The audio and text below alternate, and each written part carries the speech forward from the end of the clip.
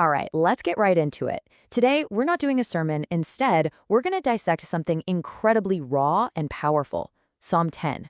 Think of it as this ancient document that grapples with one of the toughest questions we still ask today. Why does it feel like the bad guys win so often? So, this psalm, it doesn't ease you in at all. Bam! It hits you with this gut punch of a question right from the start. No warm-up, just this direct, totally unfiltered cry. And it's a feeling we've all had, right? That moment you see something that's just deeply unfair, and you can't help but wonder, where's the justice? This single question just perfectly sets the stage for everything that follows. That feeling of being completely alone when evil seems to be running the show. Okay, so here's the path we're going to take. We'll start with that feeling of silence and confusion. Then we're going to profile the wicked to see what makes them tick. After that, we'll look at their victims, the helpless. Then comes a huge shift, a demand for action, and we'll wrap up by seeing how this all ends in a final, really fierce declaration of faith. Right, section 1. This is all about that core problem, isn't it? That sinking feeling that the rules just don't apply to certain people. You see the wicked prospering, and it really feels like any force for good is just looking the other way. And let's be real, this isn't some dusty old complaint. It's a feeling you could have had just scrolling through your phone 5 minutes ago. So what does the psalmist do about it? Well, this is where things get really fascinating. Instead of just complaining, the author does something brilliant. They basically perform a deep psychological profile of the wicked man.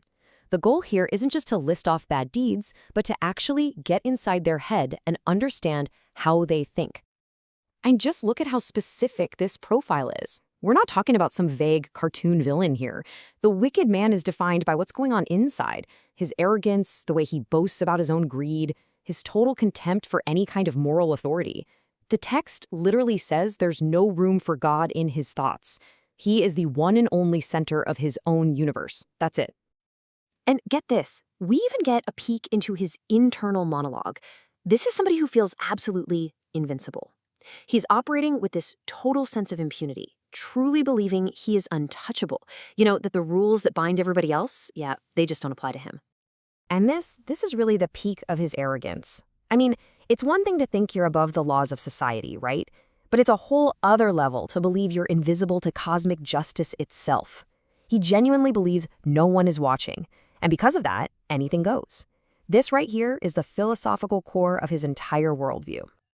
So what happens when someone thinks like that? Well, that internal mindset explodes into real predatory action. The psalm paints this incredibly vivid picture of a lion lying in ambush. This isn't just random, chaotic evil. No, this is patient. It's calculated. It's cruel. And it's specifically targeting the innocent and the helpless, dragging them off, as the text says, in his net. And now, it's like the camera pulls back. After painting this intense portrait of the predator, this psalmist forces us to look directly at the prey. And the contrast it creates is, well, it's brutal and painful, and it shows us exactly what the stakes are. I mean, look at this. It lays out the injustice so starkly. On one side, you've got the wicked man, who is always prosperous, just sneering at everyone. And on the other side, his victims, who are crushed and collapse. The psalm is making an absolutely crucial point here. The success of the one is built directly on the suffering of the other. And right here, this is where everything changes. The psalmist has laid out the whole case, right? The arrogant bad guy, the suffering victim, and now the entire tone shifts. It goes from just describing the problem to demanding a solution. It's not a sad song anymore. It's this powerful, almost shocking call for someone to step in. Just listen to the words here. It's not, "Why are you so far away" anymore? Now it's, "Arise." This isn't a polite request, it's a command. It's a desperate summons for God to get off the sidelines and do something right now. It's a massive, thunderous shift in the entire mood. And then the psalmist basically throws the wicked man's own arrogant words back as a challenge. It's like they're screaming, "Hey, are you hearing this? This guy is openly mocking you. He's convinced you're not going to do anything. Why are you letting him get away with it?" This is way more than a question. It's a direct challenge to the very idea that the universe is just. So where does all this anger and desperation actually lead? You might expect a lightning strike from heaven or something, but what's so interesting is that's not what happens. The resolution is internal. It's a conscious pivot. It's a decision to find hope, not because the situation has magically changed, but because the perspective on the situation has changed. And here it is. This is the key. The psalmist stops focusing on God's apparent absence and starts affirming God's awareness. It's a total flip from, why don't you see what's happening, to, but you do see. This is that moment of defiant hope. The belief shifts from, I hope God will see this someday, to, God is already seeing this, right now, and is taking it in hand.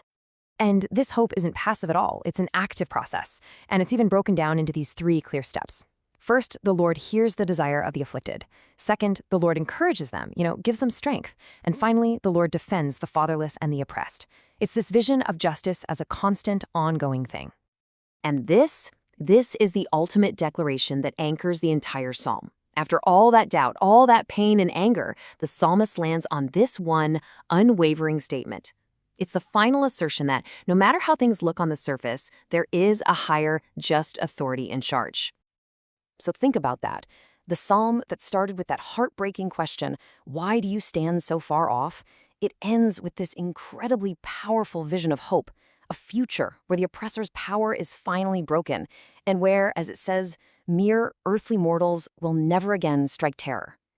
It's a powerful declaration that even when it feels like justice is nowhere to be found, it will, in the end, have the final word.